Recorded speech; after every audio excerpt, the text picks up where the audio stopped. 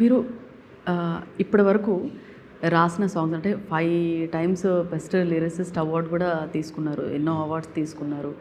But me first మీరు రాసుంటారు కదా! అంటే లిరిక్స్. అప్పుడు మెమరబుల్ మూమెంట్ ఏదైనా షేర్ చేసుకుంటారా? మొదట రాసుకున్నాను. అది స్పెషల్ కదా! అది చాలా అంటే అప్పటికి 20 ఏళ్ళు అబ్బాయిని.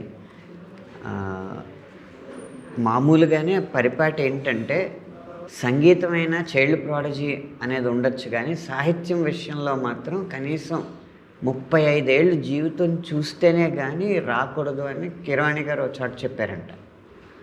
చెప్పిన తర్వాత అప్పుడు నేను ఆయనతో పనిచేసినప్పుడు ఒక ఆడియో ఫంక్షన్లో, రామకృష్ణ ఆడియో ఫంక్షన్లో ఆయన నా స్టేట్మెంట్ని నేను సవరించుకుంటున్నాను. మొట్టమొదటిసారి నా స్టేట్మెంట్ని కాంట్రడిక్ట్ చేసి చిన్న వయసులోనే వచ్చి మంచి మెచ్యూరిటీ కనబరుస్తున్న వ్యక్తి అనంత శ్రీరామ్. ఇప్పటి నుంచి నేను స్టేట్మెంట్ చెప్తున్నాను, అనంత శ్రీరామ్ తప్ప మిగతా వాళ్ళు ఎవరు 35 ఏళ్ళు దాటితేనే కానీ సాహిత్యంలోకి రాకండి. అవునా? ఓకే, అది నిజంగా అన్నారు.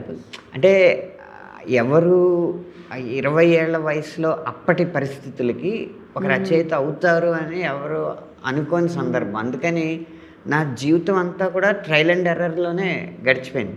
ఓకే. ఒక 15 ఏళ్ల కెరీర్ చిన్నపిల్లాడు ఇప్పుడు అలాగే ఉన్నారు.